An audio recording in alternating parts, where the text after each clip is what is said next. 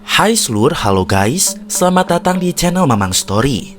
Di malam ini, Mamang akan menemani waktu istirahat kalian dengan sebuah cerita horor dari film Dendam Malam Kelam. Sebuah film menyeramkan yang menceritakan pembalasan dendam yang sangat mengerikan dari sebuah peristiwa di malam yang kelam. Seperti apakah kisahnya? Hayu, meluncur! Sebelum ke videonya, Mamang mau kasih informasi dulu. Sebenarnya, selain bikin konten, Mamang juga jualan nih seluruh. Jualan apa emangnya, Mang? Mamang jualan cemilan basreng atau bakso goreng, makanan kekinian yang digemari oleh anak-anak muda sekarang nih. Bakso goreng yang crispy, dibaluti bumbu pedas dengan aroma daun jeruk yang sangat segar. Mamang jamin pedesnya juara seluruh, kita nggak pelit kasih bumbunya. Cocok banget buat kalian yang suka pedas, pasti bikin lagi. Yuk di order sekarang, Mamang taruh link toko Shopee-nya di kolom deskripsi ya. Hatur nuhun.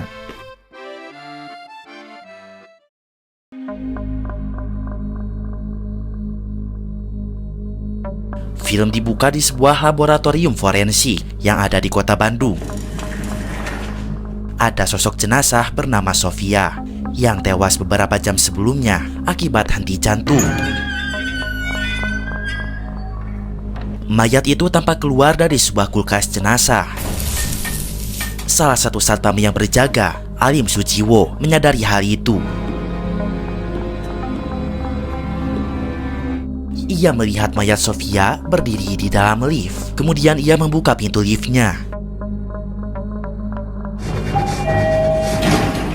Namun seketika, Sofia sudah berdiri tepat di hadapannya. Alim berlari ketakutan. Ia mencoba menelepon meminta bantuan. Pak, tolong saya Pak! Tolong saya Pak! Namun tubuhnya terpental hingga menembus kaca.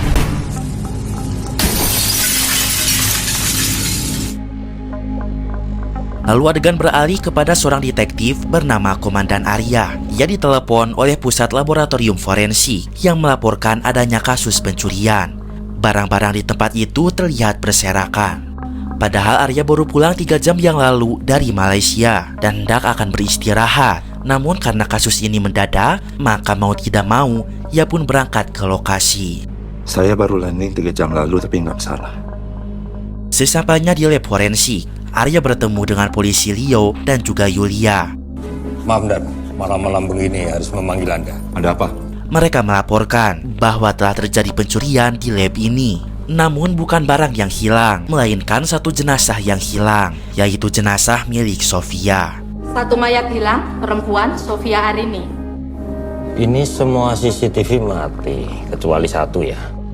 Sofia adalah seorang pengusaha kaya raya di Indonesia di bidang farmasi. Ia merupakan istri dari seorang pria bernama Jeffrey. Anehnya Jeffrey tidak terlihat sedih atas kematian istrinya.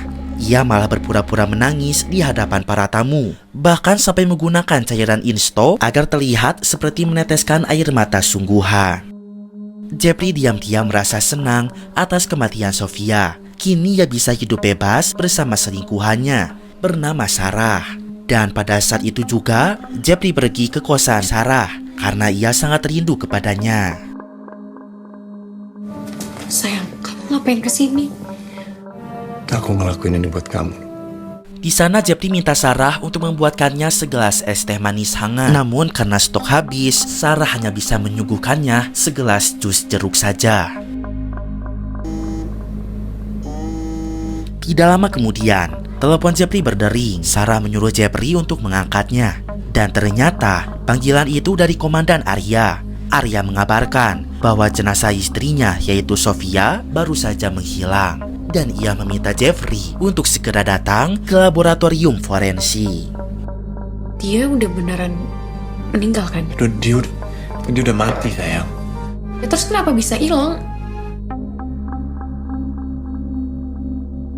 Dengan sedikit rasa marah, Jeffrey datang memenuhi panggilan Komandan Arya. Di sana ia meminta untuk dijelaskan kronologi menghilangnya jenazah Sofia.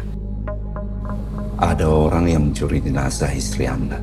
Dan ia pun diberitahukan bahwa satu satpam telah dilarikan ke rumah sakit karena shock berat. Ekspresinya sangat ketakutan, seolah seperti melihat mayat hidup. Dan satpam itu pun sekarang sedang dirawat di rumah sakit Mitra Jaya. Tidak lama kemudian, seorang dokter datang. Namanya adalah Nadia. Ia menduga bahwa Sofia, istrinya Jeffrey itu, mengalami mati suri. Ia belum benar-benar meninggal. Menurutnya, Sofia mungkin sempat sadar kembali. Lalu kemudian ia melarikan diri. Mati suri? Namun Komandan Arya menentang dugaan itu. Ia yakin Sofia tidak mati suri, melainkan jenazahnya dicuri oleh seseorang. Dokter Nadia kemudian menjelaskan penyebab medis kematian Sofia. Menurutnya, Sofia meninggal akibat henti jantung. Hal itu bisa saja disebabkan karena Sofia telah menempuh perjalanan jauh, yaitu ke Berlin untuk urusan bisnisnya. Ternyata Sofia ini memiliki fobia terhadap penerbangan. Ketegangan psikologis akibat ketakutan terbang, hal itu bisa menyebabkan serangan jantung mendadak. Dengan menempatkan seseorang pada tekanan psikologis yang tinggi. Namun Komandan Arya menolak teori itu sebab menurut catatan psikiater, Sofia sudah sembuh dari rasa takut terbangnya karena ia telah menjalani terapi. Dokter Nadia pun menambahkan kemungkinan lain. Mungkin saja ada zat atau racun yang masuk ke dalam tubuh Sofia hingga menghentikan detak jantungnya. Hubungan Arya dengan dokter Nadia, ternyata mereka sudah akrab cukup lama. Nadia sudah mengenal komandan sejak ia mengevakuasi kematian istrinya akibat kecelakaan mobil beberapa tahun silam. Mereka pun saling mengetahui kehidupan pribadi masing-masing, termasuk tentang anak Arya yang kuliah di Malaysia, yang kini sudah lulus dan sedang magang di sana. Arya sering bolak-balik Indonesia-Malaysia untuk menjenguk anaknya. Sementara itu, Jeffrey diam-diam menelpon Sarah, selingkuhannya. Ia mengetahui bahwa Sarah sedang magang di rumah sakit Mitra Jaya, tempat satpam Alim Sujiwo sedang dirawat. Jeffrey minta Sarah untuk mencari tahu siapa nama dari satpam tersebut dan apa yang membuatnya ketakutan, dan juga siapa yang telah membantingnya. Apakah benar hal itu dilakukan oleh Sofia, dan apakah benar Sofia bangkit lagi? Oke, aku coba ya. Kamu gimana di sana? Beberapa saat kemudian, Jeffrey merokok untuk menenangkan diri. Tetapi ternyata di bangunan ini, merokok dilarang dengan sangat keras. Dan seketika terjadi pemadaman listrik. Detektif Arya segera memeriksanya ke ruangan kelistrikan. Sementara Jeffrey, ia tetap dikurung karena masih menjadi saksi utama dan belum diperbolehkan untuk pulang. Saat itu Jeffrey masih dikurung dan tak boleh pulang. Lalu Jeffrey mendengarkan suara di ruangan mayat. Di sana ada sebuah loker slur, dan di loker mayat Sofia terdapat sebuah cairan kimia berupa serum T800. Itu adalah cairan yang dapat menghentikan detak jantung seseorang, dan ternyata itu adalah cairan yang Jeffrey masukkan ke dalam minuman milik Sofia. Jeffrey dan Sofia itu memanglah suami istri, tetapi Sofia selalu merendahkannya karena Jeffrey itu hanyalah seorang dosen kimia dasar, dan ia bertemu dengan Sofia sehingga dapat menjadi suami dari pengusaha farmasi paling kaya di Indonesia. Dan sekarang ia pun hidup bergelimangan harta. Bisa apa kamu hidup kayak gini dengan gaji dosen? Tutup, Sof. Jeffrey selalu direndahkan di hadapan Sofia, dan hal itu membuatnya sangat geram. Sehingga Jeffrey berencana untuk membunuhnya dengan memasukkan serum T800 ke dalam minumannya. Setelah mengingat kejadian itu, tiba-tiba lampu menyala kembali, dan detektif Arya memergoki Jeffrey ada di sana. Jeffrey beralasan jika ia hanya mendengarkan suara di ruangan ini. Namun komandan curiga dengan Jeffrey yang berdiri di depan pintu loker. Pasti ada barang Sofia yang ia ambil. Saat itu Jeffrey tidak mau mengaku dan ia terus berbohong. Angkat tangan. Hingga akhirnya komandan Arya menggeledah jaket milik Jeffrey. Dan kemudian ia pun menemukan serum T800 itu. Jeffrey menjelaskan jika itu bukan barang miliknya. Itu adalah salah satu barang dari perusahaan kimianya, dan ia jamin itu tidak berbahaya. Dan ia tidak tahu mengapa cairan itu ada di loker milik Sofia. Setelah menjelaskan tentang hal itu, tiba-tiba ada telepon masuk ke HP Jeffrey. Komandan menyuruh untuk mengangkatnya. Ternyata telepon itu dari Sarah selingkuhannya. Jeffrey langsung berpura-pura seolah telepon itu dari adiknya. Sarah sadar jika sekarang Jeffrey sedang ditahan oleh polisi dan ia hanya ingin mengabarkan jika di rumah sakit Mitra Jaya ia berhasil menemukan satpam itu, namun ia belum sadarkan diri. Nama satpam ya, Alim Sujiwo. Ya, nanti aku telepon lagi ya. Bye. Setelah itu Jeffrey diperbolehkan untuk pulang karena ia sudah menjelaskan semuanya dan tidak ada masalah lagi. Sebelum pulang, Jeffrey pun izin ingin ke toilet sebentar sulur. Saat itu Jeffrey merokok, menghilangkan stresnya. Padahal ia sudah diperingati jangan merokok di bangunan itu. Setelah cuci muka, Jeffrey melihat dekat jendela ada sebuah surat. Itu adalah surat undangan makan malam. Jeffrey sangat terkejut. Surat itu persis seperti surat yang Sofia berikan saat dulu. Itu adalah undangan untuk makan malam bersama kolega penting. Dan pada saat itu Sofia sudah mulai mengatur-ngatur Jeffrey, di mana Jeffrey harus selalu ada di dekatnya. Sampai-sampai Jeffrey harus menuruti semua perintahnya. Seperti contoh, Jeffrey harus pakai baju yang sudah dipilihkan olehnya. Padahal Jeffrey ini ingin hidup sesuai keinginannya, tanpa diatur-atur seluruh. Bilang kamu masih sayang sama aku. Bahkan bilang kamu kan. Kita akan sama-sama terus. Lalu di belakang surat itu ada sepenggal puisi. Setiap kali aku pejamkan mata, yang kulihat hanya kamu. Itu adalah pesan chat Sarah kepada Jeffrey. Dan ternyata Sofia mengetahui hal itu karena mungkin ia memeriksa isi HP Jeffrey. Dan ternyata selama ini Sofia tahu Jeffrey berselingkuh.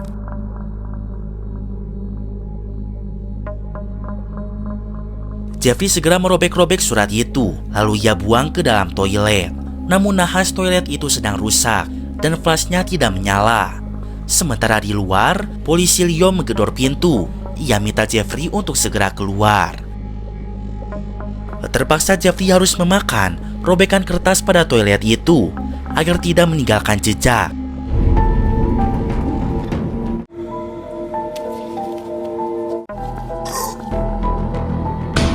Meski ia harus mual-mual, bahkan hampir muntah. Setelah itu ia diajak ke ruangan kelistrikan. Komandan memberitahukan Jeffrey ada akses yang mudah dijebol, yaitu adalah lubang angin. Kemungkinan orang yang mencuri jasad Sofia masuk lewat sini. Kemudian orang itu mengganti kode pintu ruang kelistrikan menjadi angka 10, 01, dan 24. 10, 01, 24. Ketika di dalam lift, seketika terjadi goncangan. Ternyata alarm kebakaran tengah menyala akibat terdeteksi puntung rokok di toilet tadi. Komandan menyuruh semua orang untuk berkumpul di lobi. Namun saat itu Jeffrey membelokkan diri ke sebuah ruangan. Ia menelepon Sarah lagi. Sarah masih di rumah sakit dan akan segera pulang. Jeffrey sangat takut. Ia mulai percaya jika Sofia hidup lagi dan akan balas dendam kepadanya. Sebab di laboratorium ini ia menemukan undangan makan malam serta puisi di belakangnya, yang mana pesan chat Sarah untuknya, dan juga kode pintu akses yang dirubah ke sebuah tanggal, di mana tanggal itu adalah hari pertama kali Jeffrey dan Sarah bertemu sulur. Sofia ternyata banyak mengetahui tentang Sarah. Jeffrey rasa sekarang Sarah dalam keadaan bahaya. Sofia masih hidup. Aku bisa rasakan kehadirannya. Aku juga nggak tahu gimana caranya dia bisa hidup lagi. Intinya kalau Sofia tahu kamu terlibat, artinya kamu dalam bahaya, Sarah. Jeffrey sayang. Tidak berselang lama, komandan datang menemuinya. Lalu ia pun menyita HP milik Jeffrey. Komandan lalu marah karena alarm kebakaran itu membasahi semua lantai di lab forensik ini, sehingga menghapuskan jejak atau barang bukti. Haram jatah. Ia pun mengurung Jeffrey karena telah merokok di toilet, dan sikap Jeffrey pun semakin mencurigakan. ia yakin kematian Sofia ada kaitannya dengan Jeffrey. Malam semakin larut, Jeffrey masih ditahan di sana. Saat itu ia melihat minuman wain merah di atas celah jendela. Itu adalah minuman beracun yang Jeffrey buatkan untuk Sofia. Ia sangat ketakutan karena melihat penampakan Sofia dari balik pintu. Sofia lalu ada di belakangnya. Ia mengatakan jika Jeffrey telah berjanji akan selalu ada di sampingnya. Lalu Jeffrey berpindah ke kamar mayat karena ia mendengar suara dering telepon di sana. Ia menemukan sebuah HP pada kantong jenazah atas nama Dani Agustinus. Dan ia sangat terkejut telepon itu dari Sofia.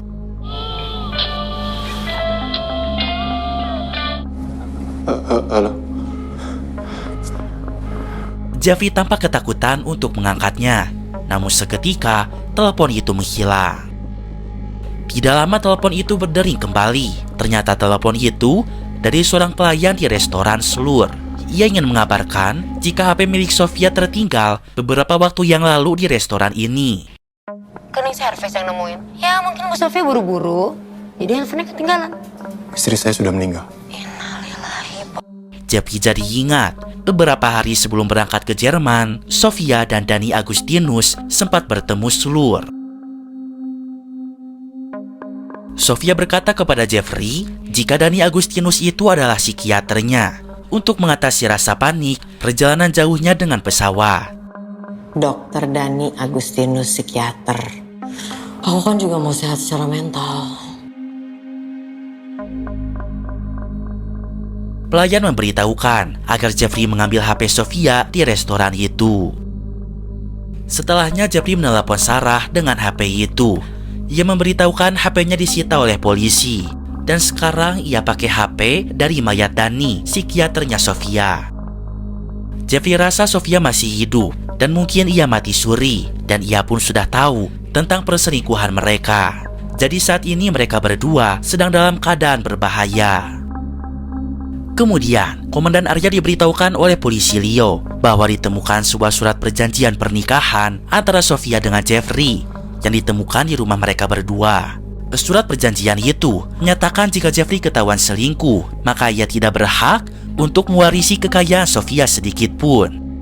Saya punya dugaan bahwa Anda membunuh istri Anda dengan serum T800. Komandan Arya menjadi curiga jika Jeffrey sengaja membunuh istrinya dengan serum T800 itu. Lalu ia berusaha mencuri mayat Sofia agar tidak bisa diotopsi. Hal itu semata-mata agar Jeffrey tetap dapat menguasai seluruh harta Sofia. Saya tidak membunuh istri saya.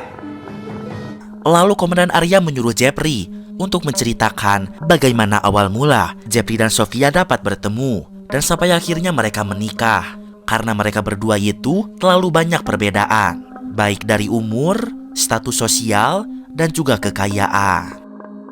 Kalian terlalu banyak perbedaan. Akhirnya bercerita, dulu dia adalah seorang mahasiswa ilmu kimia murni yang baru saja lulus S1.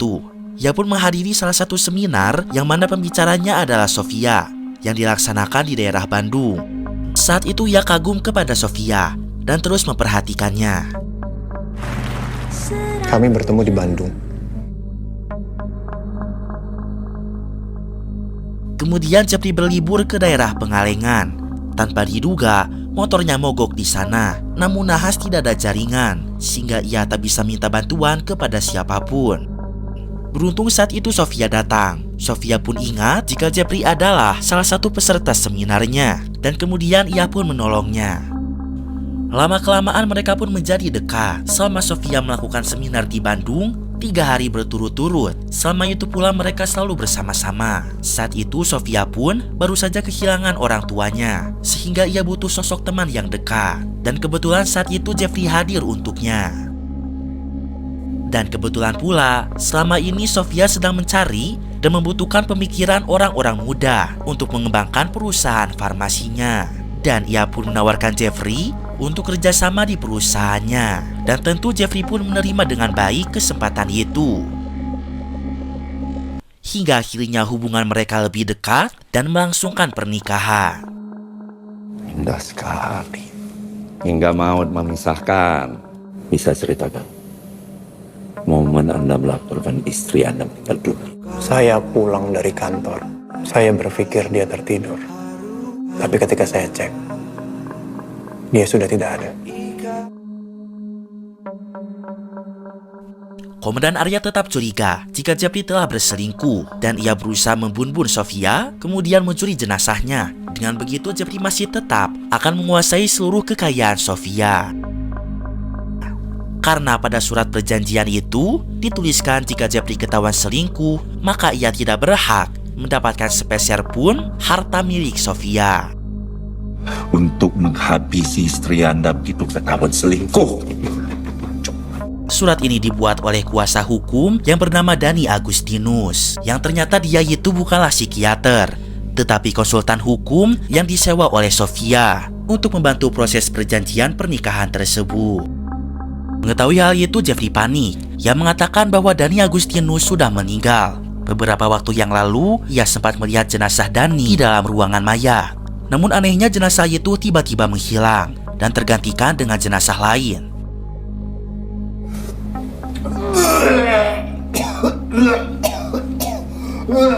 Polisi Yulia menelepon Komandan Arya. Ia melaporkan bahwa rumah Dani Agustinus sudah digeledah, tetapi Dani tidak ada di sana dan berkas-berkas tentang perselingkuhan Jeffrey tidak mereka temukan di sana. Jadi sampai sekarang Jeffrey belum ketahuan jika ia telah berselingkuh. Sementara itu, Sarah baru pulang dari rumah sakit Mitra Jaya dan ia pun ketakutan karena menemukan amplop di bawah pintu kamarnya. Di dalam amplop itu ada sebuah flash disk yang mana berisikan foto-foto perselingkuhan Jeffrey dan Sarah. Mungkin flash disk itu milik Dani Agustinus, dan hal ini menguatkan dugaan bahwa Dani Agustinus sudah mengetahui tentang perselingkuhan Jeffrey. Harapan Jeffrey untuk menguasai seluruh harta Sofia pun seketika hancur. Ia ketakutan dan merasa terancam. Dalam kepanikan, Jeffrey menyuruh Sarah untuk segera pergi dari kosnya. Ketika Sarah hendak bergegas pergi, sebuah mobil melaju dari arah belakang dan seolah hendak menabraknya. Dan telepon dari Sarah tiba-tiba mati. Jeffrey! Sarah? Jeffrey histeris. Ia ingin menyelamatkan Sarah, tetapi ia pun dihalangi oleh para polisi. Dan ia pun jatuh tersungkur setelah dibogem oleh Komandan Arya. Jeffrey memohon kepada Komandan Arya untuk menolong Sarah, dan ia pun menuliskan alamat kosnya Sarah. Tolong Sarah, kalau Bapak terlambat dia bisa mati, Pak. Arya bersedia menuruti permintaan Jeffrey, namun dengan satu syarat. Jeffrey harus menceritakan secara jujur hubungannya dengan Sarah. Akhirnya Jeffrey bercerita, 8 bulan yang lalu, meskipun sudah menjadi suami Sofia selama bertahun-tahun, Jeffrey tetap mengajar kimia di kampus tempat ia dulu kuliah. Di sana ada seorang mahasiswi yang bernama Sarah, dan dia menarik perhatiannya. Sarah cantik dan pintar. Suatu hari, Sarah datang terlambat ke kelas, dan ia menanyakan materi yang sempat tertinggal setelah kelas selesai. Jeffrey pun mengajari Sarah secara privat di perpustakaan Sulur, yang kemudian hal itu pun berulang kali terjadi. Sarah kagum kepada kemampuan mengajar Jeffrey yang sangat luar biasa. Jeffrey dapat mengajarkan materi kimia yang sulit dengan sangat mudah. Bapak hebat banget sih. Bapak ngejelasin pelajaran kimia tuh semudah orang bernafas. Dengar itu, Jeffrey merasa diperhatikan, dipuji, dan tidak lagi direndahkan, seperti oleh Sofia istrinya selama pernikahannya. Karena itu mereka semakin dekat. Jeffrey pun merasa ada yang kurang jika tidak bertemu Sarah setiap hari.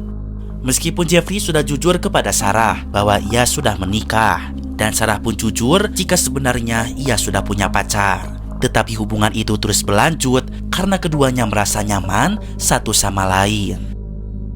Jeffrey sangat terbuka kepada Sarah. Ia menceritakan segala masalahnya karena hanya Sarah yang mau mendengarkan. Hingga akhirnya Sarah rela memutuskan hubungannya dengan pacarnya. Hal itu demi Jeffrey. Namun Jeffrey belum berani untuk meninggalkan Sofia. Ia belum siap miskin dan hidup serba kekurangan. Hal itu membuat Sarah merasa kecewa, dan ia pun menghilang selama beberapa hari. Jeffrey mencari-cari Sarah dan akhirnya ia pun menemukannya. Sarah. Pada saat itu Jeffrey berjanji jika ia akan lebih memilih Sarah daripada Sofia istrinya. Namun mulai saat itu, Sofia curiga dengan perselingkuhan mereka. Dan pada saat itu, Sofia mulai menghubungi Dani Agustinus untuk mengurusi surat perjanjian pernikahan yang akan membuat Jeffrey tak berhak atas kekayaannya jika ketahuan selingkuh.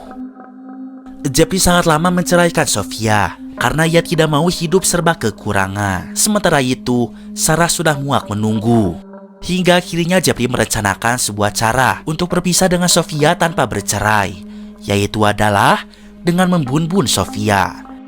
Ia berpikir setelah itu mereka dapat menguasai seluruh harta Sofia. Ia merencanakan pembunuhan dengan meracuni Sofia oleh serum T800. Setelah menceritakan semua itu, Komandan Arya kemudian bertanya. Saat ini mereka menduga jika Sofia itu mati suri. Ia bangkit lagi dan tidak benar-benar mati. Lantas, mengapa setelah minum wine berisi serum T800 itu, Sofia tidak meninggal? Gimana bisa lolos dari kematian? Jeffrey berasumsi mungkin Sofia menukar gelasnya atau dia minum obat jenis neuroleptik yang dapat menyebabkan kondisi menyerupai mati suri. Obat-obatan itu bisa memperlambat kerja paru-paru dan menghentikan detak jantung, namun untuk sementara waktu. Lalu setelah itu, metabolisme tubuh dapat kembali normal beberapa waktu kemudian. Komandan Arya tidak yakin Sofia sengaja melakukan itu. Namun Jeffrey yakin, menurutnya Sofia menyukai tantangan. Ia tidak suka kalah dan mungkin ingin balas dendam dengan cara yang tidak biasa. Jeffrey memohon kepada Komandan Arya agar menolong Sarah karena ia tidak bersalah dan tidak tahu apa-apa. Di sisi lain, Satpam Alim Sujiwo akhirnya sadar di rumah sakit. Ia segera menceritakan pengalaman mengerikannya beberapa jam yang lalu. Alim Sujiwo bercerita kepada komandan jika pada saat itu ia mendengar pintu kulkas jenazah terbuka. Ketika ia mengecek jenazah Sofia, ternyata mayatnya sudah menghilang. Lalu ia pun mendengar suara lift. Alim melihat jenazah Sofia berdiri di sana. Alim segera membuka pintu liftnya, tapi tiba-tiba jenazah Sofia sudah ada di hadapannya. Dan di saat itu, ia berlari ketakutan, berusaha menelepon meminta bantuan. Ternyata dia bukan takut dengan jenazah Sofia, tetapi ada seseorang berpakaian serba hitam sulur. Dia adalah orang yang berusaha mencuri jenazah Sofia. Namun orang berbaju hitam itu langsung menyerang Alim hingga menembus kaca. Sementara polisi Yulia, ia melaporkan kepada komandan jika mereka sudah menggeledah rumah Jeffrey. Dan di belakang bagasi mobil Jeffrey, mereka menemukan sepatu olahraga sesuai dengan jejak kaki di belakang gedung laboratorium ini. Selain itu, mereka menemukan baju serba hitam di keranjang laundry rumah Jeffrey. Mendengarkan semua informasi itu, Komandan Arya sudah sangat yakin jika Jeffrey yang telah mencuri jenazah Sofia dan ia akan segera menghukumnya. Sebentar. Namun Jeffrey minta komandan untuk mendengar penjelasannya dulu. Ia masih yakin Sofia adalah dalang dari semua ini dan mencoba menjadikannya sebagai kambing hitam agar ditahan oleh polisi dan membusuk di penjara. Jeffrey yakin ini semua adalah drama dari Sofia. Namun Sofia tidak bekerja sendiri. Ia dibantu oleh orang suruhannya, yaitu Dani Agustinus. Sofia akan membuat adegan di mana seolah-olah dirinya meninggal. Setelah itu Dani Agustinus akan menyuntikkan sebuah cairan yang dapat membuat organ tubuh Sofia bekerja normal kembali. Lalu Dani Agustinus membawa Sofia ke dalam lift. Saat itu mereka dipergoki oleh Satpam Alim Sujiwo. Lalu Dani Agustinus segera menyerangnya hingga Alim tidak sadar diri. Setelah itu Sofia akan meneror Jeffrey dan juga Sarah, berusaha menghancurkan akal dan juga mentalnya. Sementara pakaian hitam milik Dani Agustinus, Sofia simpan di belakang jok mobil Jeffrey dan juga keranjang laundry rumah. Jadi seolah-olah Jeffrey yang telah melakukan semua kejahatan ini. Tak terasa mereka semalaman di laboratorium forensik itu. Pagi harinya, para tim polisi tetap membawa Jeffrey untuk ditahan. Saat di perjalanan, Komandan Arya dapat telepon dari Julia yang melaporkan jika mereka sudah mengecek kamar kos Sarah. Tapi mereka tak menemukan Sarah di sana dan ternyata kamar itu kosong, bahkan seperti sudah lama tidak dihuni. Para tetangga pun tidak pernah mengenali ada perempuan bernama Sarah yang tinggal di kos ini. Jadi apakah selama ini Jeffrey berhalusinasi? Lalu di tengah jalan, mobil seketika terhenti. Komandan Arya dapat laporan dari polisi yang menjaga di sekitar hutan jika para anjing pelacak sudah berhasil menemukan mayat Sofia di tengah hutan. Dan ternyata mayat Sofia benar-benar ada di sana. Berarti jika Sofia beneran mati, semua teori Jeffrey itu salah. Jika Sofia sengaja mati suri untuk balas dendam kepadanya, kenyataannya dia benar-benar sudah mati. Jadi jika bukan Dani Agustinus, siapa pria berpakaian serba hitam yang menyerang Satpam Alim Sujiwo? Komandan Arya yakin jika itu adalah Jeffrey. Dialah yang berusaha mencuri jenazah istrinya agar tidak bisa diotopsi. Dan dia pun memberitahukan jika Sarah itu tidak pernah ada. Dia hanyalah karakter khayalan di kepalanya Jeffrey, agar Jeffrey punya motivasi kuat untuk membunuh istrinya sendiri yang selama ini sudah merendahkannya. Karena jika tidak ada motivasi atau dorongan yang kuat, Jeffrey tak akan pernah berani melakukan hal nekat itu. Jeffrey terdiam kaku. Ia sudah tersuduti, padahal ia yakin dirinya tidak mencuri jenazah Sofia. Akhirnya Jeffrey memberontak. Ia memukul Komandan Arya sampai terjatuh. Haram jatah. Lalu ia pun berusaha kabur. Namun dalam pelariannya, seketika tubuh Jeffrey melemah sehingga ia tak bisa berlari lagi. Nafasnya pun mulai sesak sulur dan ucapannya terbata-bata. Ia mohon kepada komandan agar membawanya ke rumah sakit. Tapi komandan malah bertanya jika ada orang lain ada di posisi Jeffrey, apakah Jeffrey akan menolongnya. Di saat itulah komandan menjelaskan kisah 10 tahun yang lalu, di mana istrinya meninggal akibat kecelakaan yang ditabrak oleh mobil ugal-ugalan di lampu merah. Hijau, Mas. Hanya ia dan putri kecilnya yang selamat atas tragedi itu. Namun ia tak pernah terima istrinya dinyatakan meninggal karena kecelakaan. Padahal sejatinya dia dibunuh oleh pengendara mobil yang telah melakukan tabrak lari. Andai saja penabrak itu tanggung jawab dan segera melarikan istrinya ke rumah sakit, pasti istrinya bisa selamat. Mira bangun. Mira. Membawa ke rumah sakit atau memberi pertolongan. Arya sangat geram. Ia ingin balas dendam. Ia pun berusaha mengingat plat nomor mobil penabrak itu. Namun sayangnya ia tak bisa menghafalnya.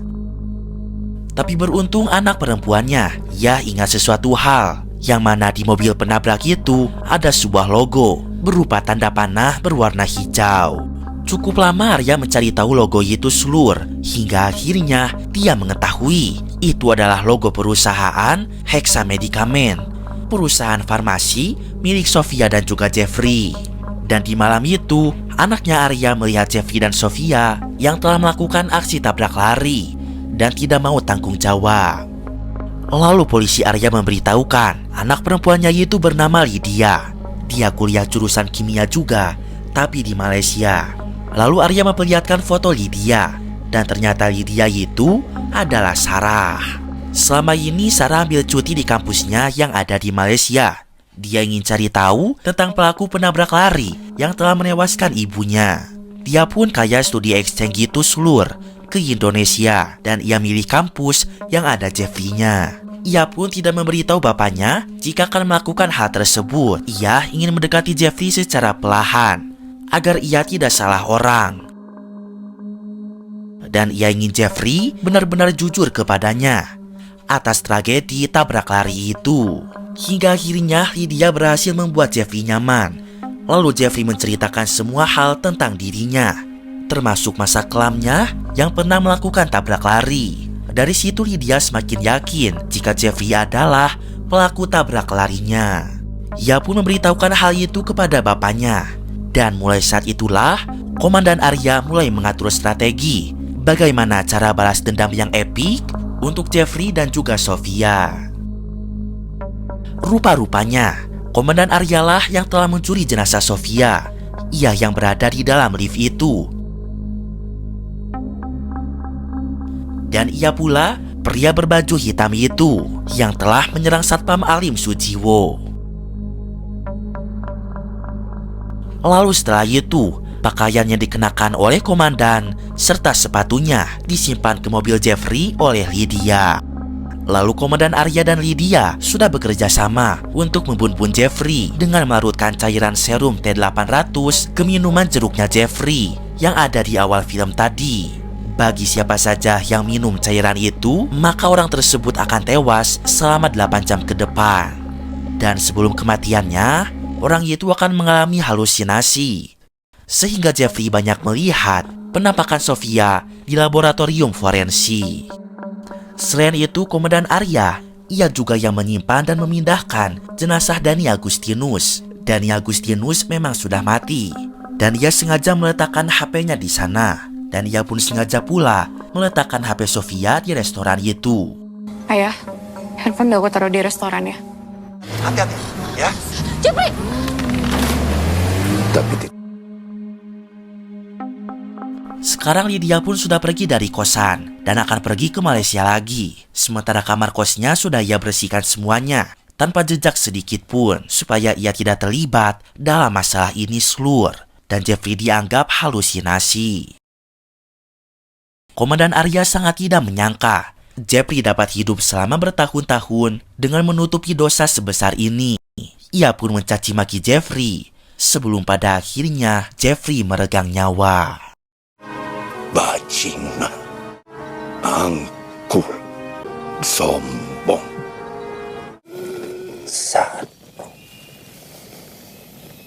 Dan cerita pun berakhir.